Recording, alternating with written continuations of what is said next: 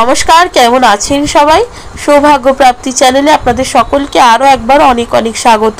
আজ আবারও চলে এসেছি নতুন আরেকটি ভিডিও নিয়ে, যেখানে আমি আপনাদেরকে জানাবো আপনারা যদি কেতুর সমস্যায় ভুগে থাকেন, অর্থাৎ কেতু যদি আপনাদের অশুভ প্রভাব ফেলে আপনাদের জন্মছকে, তাহলে আপনারা কি করতে পারবেন। একটা সহজ উপায় রয়েছে যেটি আপনাকে এই ভিডিওর মাধ্যমে জানাবো।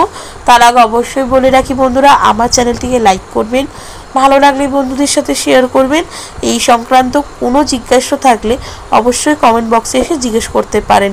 সাবস্ক্রাইব করে বেল বাটনটা প্রেস করে রাখবেন, যাতে আমি যখনই নতুন কোনো ভিডিও দিই না কেন সেটা সরাসরি আপনার কাছে পৌঁছে যায়।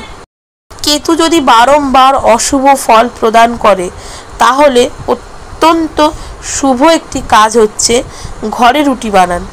প্রথম রুটিটি অথবা একদম শেষ রুটিটি, এই দুটোর মধ্যে যে কোনো একটা, হয় রুটি বানানোর সবার প্রথম যে রুটিটি বানাচ্ছেন সেটি, কিংবা রুটি বানানোর সব থেকে লাস্টে যে রুটি মানে শেষে যে রুটিটা বানাচ্ছেন সেটা কুকুরকে খাওয়ান। অনেকাংশে কেতুর দশার হাত থেকে আপনারা মুক্তি পাবেন। কেতুর দশার কারণে কিন্তু ছেলেদের মধ্যে প্রচণ্ড পরিমাণে স্বভাবের পরিবর্তন লক্ষ্য করা যায়। এর থেকে মুক্তি পেতে মন্দিরে অন্ন, বস্ত্র ও কম্বল দান করুন। এটি করলে কেতুর দশার হাত থেকে আপনারা মুক্তি পেতে পারেন। আর কুকুরকে রুটি খাওয়ানোটা যদি পারেন তাহলে রোজ করতে পারেন।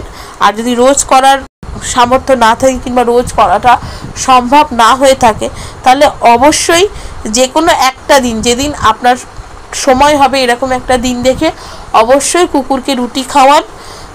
আর চেষ্টা করবেন রুটির প্রথমটা কিংবা রুটি বানানোর শেষ রুটিটা, এই দুটোর মধ্যে যে কোনো একটা রুটি কুকুরকে খাওয়ানোর। তো কেমন লাগলো বন্ধুরা আমার এই ভিডিওটা, অবশ্যই আমাকে কমেন্ট করে জানাবেন। সুস্থ থাকবেন, ভালো থাকবেন, দেখা হবে নতুন আরেকটি ভিডিওতে।